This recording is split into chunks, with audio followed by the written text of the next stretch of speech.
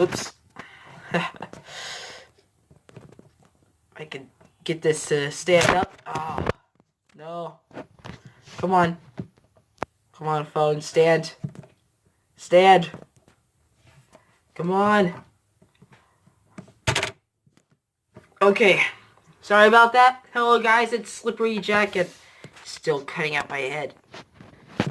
Okay, hello, guys. It's Slippery Jack and welcome back to another album review. Today, I'm reviewing Tame Impala's Lonerism. Alright, so, Tame Impala. They are a relatively new psychedelic rock band, and yes, psychedelic rock. Yeah, I've always enjoyed this genre a lot, and I don't know how many people my age are listening to psychedelic rock. And, hold on, I'm sorry, my throat is kind of scratchy. I've been sick over the past few days, and yeah, please forgive me if my voice sounds a bit funny. Anyway, so, a lot of, psychedelic rock was mainly back in, like, the late 60s and, mid-60s, early 70s.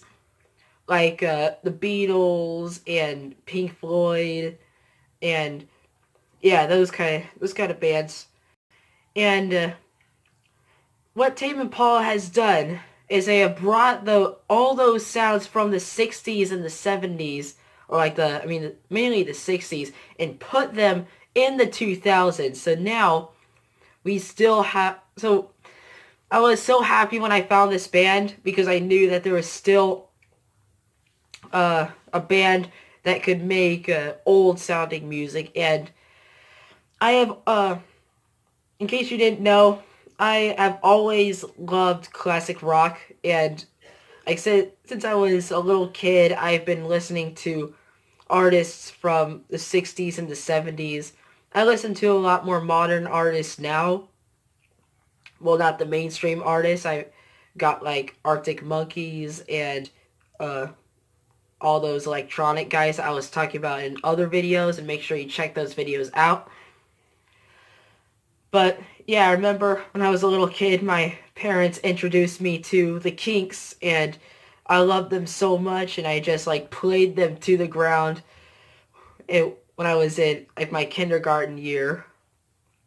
And yeah, I still love the Kinks, and eventually I kind of got more into less poppy stuff and more stuff along the art rock lines, or like psychedelic rock or progressive rock. And I thought that I thought it was all dead, like in the 2000s. I thought that there was never going to be an artist again who would make good rock music. But then I started finding I decided one day I'm going to find some artists that are more accessible to the modern generation, but actually sound good. And as you can tell, I hate modern pop music. I don't like a lot of modern rock music. But anyway, first one I found was Arctic Monkeys, and I also knew who Tame Impala was for a long time, but I didn't know. I didn't. I discovered Tame Impala about the same time I discovered Arctic Monkeys, but for some reason I just never really was interested. You see, I was at that time I was listening to British rock music, like British pop music in the 90s, like Blur, and I also really like Oasis, and Arctic Monkeys, based on what I heard, sounded like that, so I went listen to them. I made a big mistake. I mean, I still love Arctic Monkeys, but Tame Impala is just undeniably brilliant, and I wish I checked them out sooner. I don't know why the name just didn't stick out to me. Anyway, let's get into it. So, Dang, that was a 5-minute beginning. I need to find a way to shorten these videos. Anyway, um, Lonerism is, still has, like, that 60s sound, and, a lot of the people who would love this album the most are fans of the Beatles or people from the 60s and the 70s. I'm not sure how many teenagers or kids are listening to Tame Impala, and if you're a young listener, I highly suggest you check this band out. So now that you guys uh know that I hold this band in such high regards, does this album is this album that good? Well, of course it is. In fact, this is the whole reason why I love this band so much. Inner Speaker, their first album was a pretty good album. It was a lot more, probably has the most guitars out of all three of the albums they've done. I suppose it was a really good album, but Lonerism is just so much better. I feel like it took everything great about Inner Speaker and made it so much better. I still love Inner Speaker though. I still come back to that one. But Lonerism just keeps me coming back for repeat listens so much more. And yeah, this album, unlike Inner Speaker, concentrates a lot more on keyboards than guitars, but the guitars definitely play a significant role in this album. And I still consider it psychedelic rock. It's more, I wouldn't consider it like full-on electronica. This is the reason why I'm reviewing this album. I felt I was doing too many electronic albums and not enough rock albums. So, anyway, I'll go down track by track. Be Above It is our intro, and I used to not really like this, but I've gotten to like some stuff that helped me enjoy this one a lot more. It starts out with the drums with gotta be above it, gotta be above it, gotta be above it, gotta be above it. And then Kevin Parker's vocals come in, and the singer Kevin Parker actually sounds so much like John Lennon from the Beatles that if you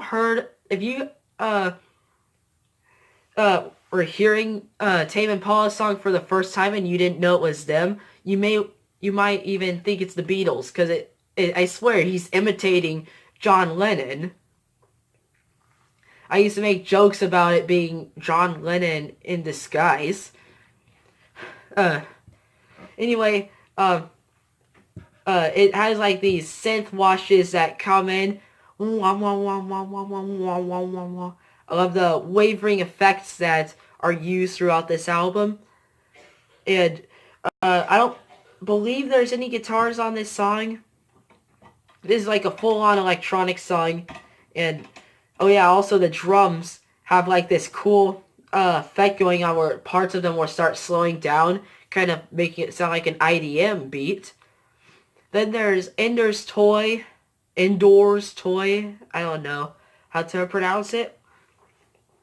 But this is another pretty good one. I don't consider this one of the best on the album, but I do enjoy it every time I hear it.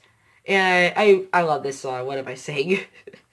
And it has a lot of fluttery synthesizer chords on it. There are this one does have some guitar. I can't remember which ones have a lot of guitar or not. Then third one is where things start to really get good, which is Apocalypse Dreams. This one really stood out to me when I first heard it, and it only got better each time I heard it, and it might even be my favorite song on the album. It's just pure brilliance. It has just such a cool psychedelic atmosphere, making it sound like you're in a dream. starts out with kind of uh mainly concentrating on like a bass guitar with the cool synthesizers that you heard in the past few tracks. Well, maybe not be above it, but definitely Ender's Toy. Excuse me. Then it goes into then the drum stop, and it goes into like this really atmospheric part, and I just love it so much. It sounds so amazing, so dreamy, and I've played this song so many times. It never gets old. Then there's Mind Mischief, which is one of the more rock-oriented tracks. Um, this might even have the most guitar, one of the some of the most guitar on the album, and I love this track too. This keeps the heat going from Apocalypse Dream, creating a cool psychedelic atmosphere in the second half that just kind of builds up, and it's got the cool like these uh washing sounds going something like that. I can't make them with my mouth, but you'll have to go ahead and play it and tell me what you think. I think they're really cool. And I love the harmony vocals on here. I've always been a big fan of harmony vocals, and the way they're doing them is just absolutely great. And yeah, love this song as well. Music to Walk Home By is another personal favorite of mine. It's almost like a progressive rock song, how it starts out with like one kind of tune, then it moves on to another tune, and then it kind of goes melancholic for a little bit, and then back to that happy stuff that you were hearing before. And it's also keeps that psychedelic thing going. Why Won't They Talk to Me? This is where the album starts to get personal. So this song is very personal for me. This is one of my favorite tracks on the album, and I just kind of feel like this song. You can already tell by the title what I'm saying. So you see, I'm kind of having some social issues, and I'm not really at school, and I don't really have very many friends, and I just feel alone. I kind of thought that I had friends, but really I don't, and I thought I was happy, and I'm not even quoting lyrics from the song. I swear he's speaking from my point of view. But yeah, what can I say? It's great. Then there's Feels Like We Only Go Backwards, and I could be wrong. Hold on. Okay, I thought this may have been the lead single of. Okay, Elephant was the lead single. But yeah, this was one of the big singles from this album.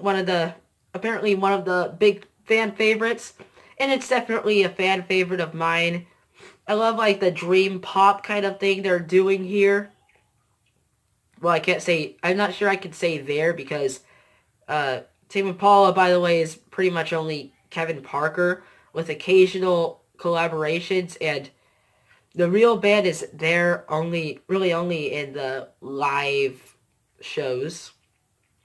Anyway, it concentrates mainly like on the keyboards with the bass guitar in there too, and a very atmospheric track. I love this one, just like everyone else.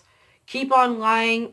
I was like, oh, you're when I first started, I was like, oh, you're just running out of ideas and you're just threw this all together. But then it gets really it starts to get more interesting, and yeah, it sounds like definitely like a 60s psychedelic rock track. And it's been growing on me. I really like this one. Then there's the lead single in the probably the most popular song they've ever released, Elephant. And I'm sure that you probably heard this one in like this one YouTube music commercial that was really popular for a while. It goes da da da da da da da da da da da da da da da. Da, da, da, da, da, da. I don't really know the lyrics, so I just do that. But yeah, I'm sure. I swear you've heard this if you're on YouTube a lot. I still get that commercial every now and then. But yes, this is a great track. Another one kind of leaning on more progressive rock. It starts out with like the normal it's kind of the usual thing going on with Tame Impala's psychedelic kind of rock thing, and then it goes into like this real cool section in it, kind of sounding a bit something like from Pink Floyd's Animals. And yes, Animals on this album.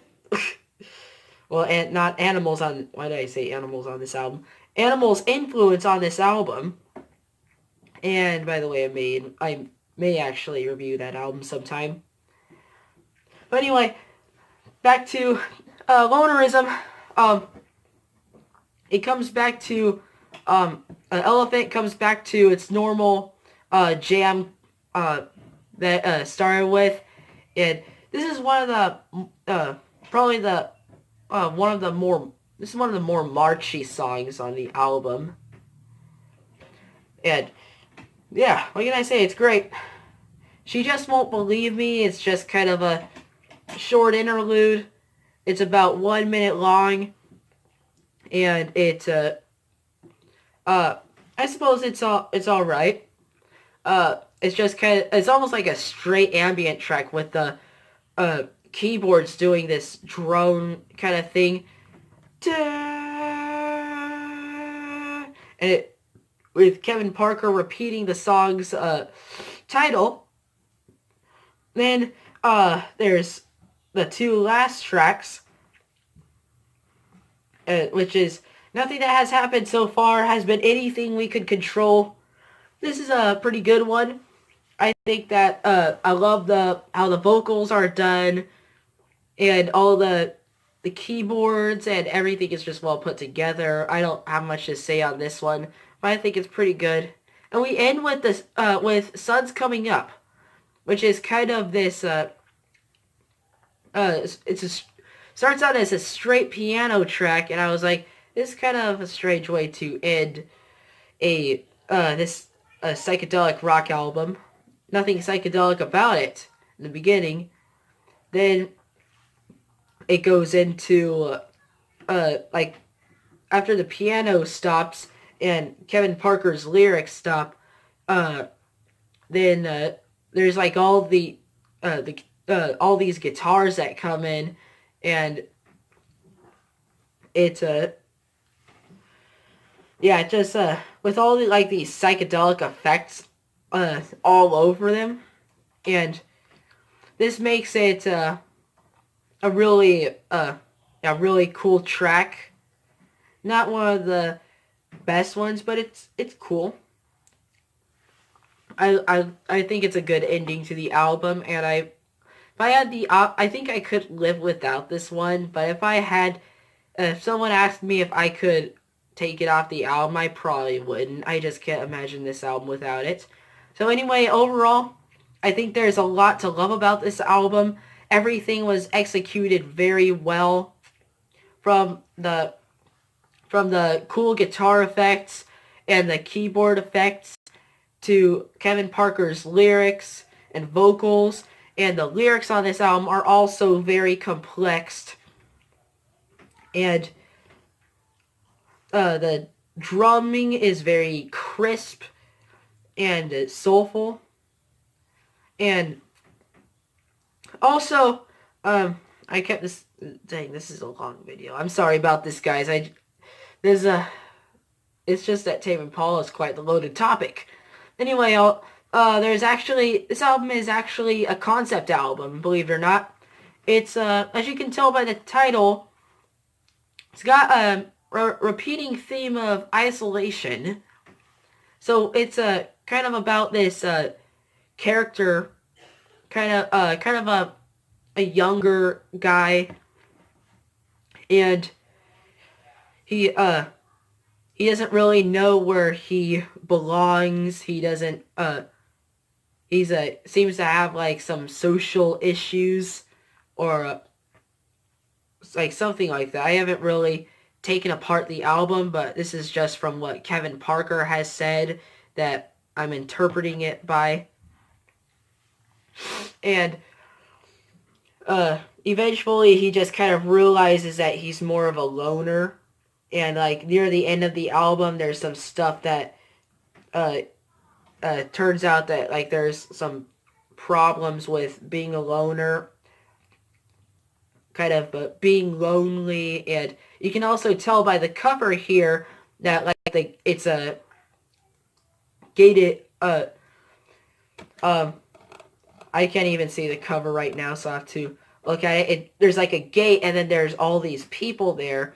This is like his point of view. He's seeing all these people together, but he's kind of blocked away from them. He can't really get them to talk to him. He doesn't really care anymore. He doesn't really, like in Mind Mischief, they only, was it Mind Mischief or Why Won't They Talk to Me? He says all they really want to talk about is themselves. And yeah, so this album really relates to what's going on in my life right now.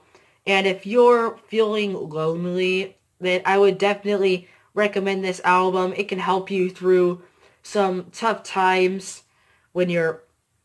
It's also good to kind of keep you company because you know that someone is feeling like you. And also, definitely, if you're a loner, check it out. So overall, I don't really like giving albums ratings, but I'm gonna go with 95, 96 out of 100. Yeah, 95 out of 100. But yeah, these are just my opinions. Please like this video, subscribe to the channel to get more updates on what I will review next. And make sure you click that notification bell. That's kind of something that a lot of people have forgotten to do. So, yeah, thank you for watching, and I'll see you next time. Goodbye.